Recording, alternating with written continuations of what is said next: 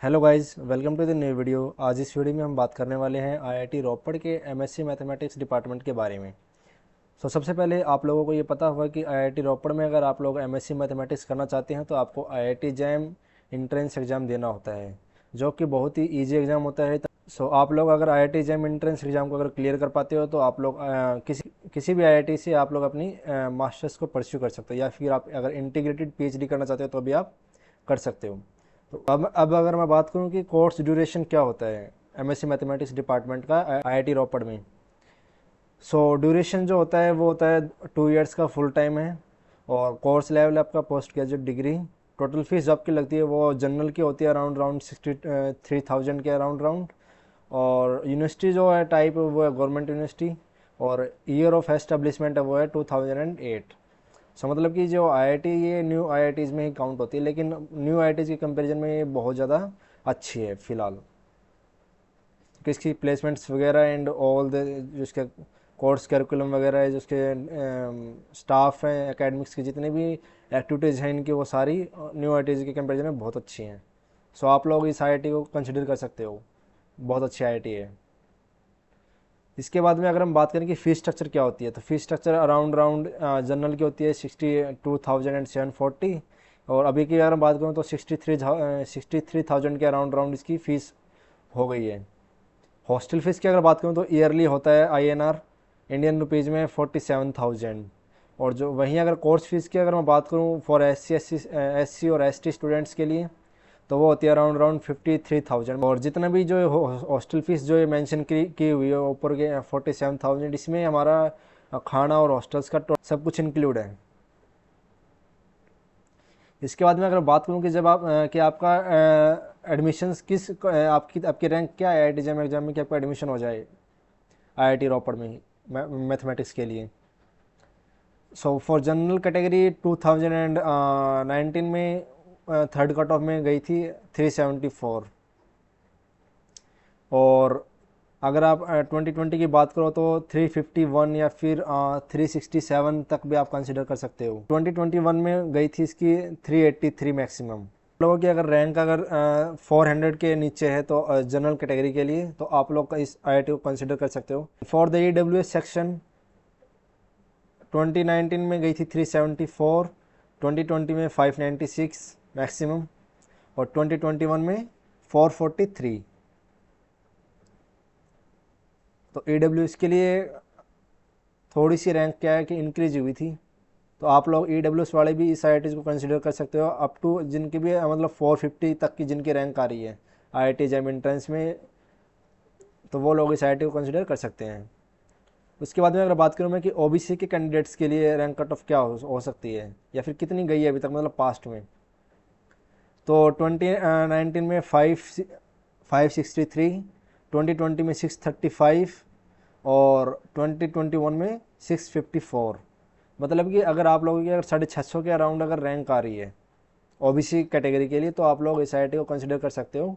और अगर plus minus 10 इसको कर सकते हो, प्लस माइनस 10 रैंक में है ना, मतलब जिनके प्लस माइनस 10 के रैंक में ऑर्डर में अगर किसी के आईआईटीज़ की अगर रैंक आ रही है, एग्जाम में अगर रैंक आ रही है, तो आप लोग इस आईआईटी को कंसिडर कर सकते हो ओबीसी कैटेगरी के लिए। उसके बाद में अगर बात करूँ कि एससी कैटेगरी के लिए क्या जाती है, तो एससी कैटेगरी के लिए 2019 में गई थी 1667, यानी कि अराउंड राउंड 1700। उसके बाद में 2022 में 1659, और फिर 2021 में अराउंड राउंड 2300। तो मतलब एससी कैटेगरी के लिए भी अगर किसी की रैंक अगर 2300 के अराउंड है तो वो, या 2300 से कम है, तो वो लोग इस आईआईटी को कंसिडर बिल्कुल आसानी से कर सकते हैं। और उनका एसटी कैटेगरी के लिए उनके लिए कोई बर्डन नहीं है, वो अगर बस एग्ज़ाम को क्रैक भी कर दे रहे हैं ना तो अभी उनका एडमिशन इजीली हो जाएगा, क्योंकि उनके लिए आप रैंक देख ही सकते हो कि 2021 में 5276 तक गई थी, मतलब कि 5300 तक रैंक गई थी। तो मतलब अगर एसटी कैटेगरी में अगर आप लोग हो तो आप लोगों के लिए बहुत आसानी है, आप लोग बस अपने एग्ज़ाम्स को बस क्रैक कीजिए और जितने मिनिमम रिक्वायर्ड मार्क्स उतने लेके आइए और आप आईआईटीज़ में एनरोल हो जाइए। उसके बाद में अगर बात करूँ कि प्लेसमेंट्स का क्या सीन होता है इस आईआईटी में, तो इस आईआईटी में जैसे MSc mathematics department total 25 seats होती हैं, और जो प्लेसमेंट्स की अगर बात करूँ कि जो पास्ट में जो रिक्रूटमेंट जो कंपनीज आई थी वो थी Cadence, Flipkart, Goldman Sachs, Google, HSBC, Microsoft, Samsung, Tata motors and Texas instrument. और कंपनी जो हायरिंग की, जो जिन कंपनी ने जो लास्ट ईयर में जो हायर किया है उनका नाम है बायजूस, एक्सेट्रिया, उड़ान, decision point and admit card और आकाश।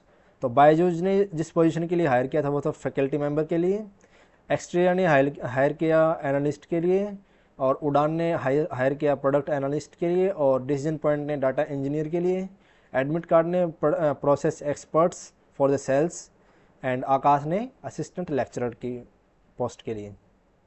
तो मतलब आप लोग समझ सकते हो कि आप यहाँ पे अगर आप लोग एनरोल होते हो IIT रोपड़ में तो आप लोगों को, आप क्योंकि 25 टोटल सीट्स हैं तो आप लोग अपने आप को एक कंसिडर, क्योंकि मैक्सिमम प्रोबेबिलिटी हो रही है ना, यहाँ पे 50 से भी ऊपर या 50 से मैं कहूँ 60% के अराउंड प्लेसमेंट्स हो रही हैं। तो आप इस IIT को अगर आप लोग कंसिडर करते हो और आप लोग यहाँ पे एनरोल होते हो तो आपको प्लेसमेंट्स का कोई बर्डन लेने की ज़रूरत नहीं है।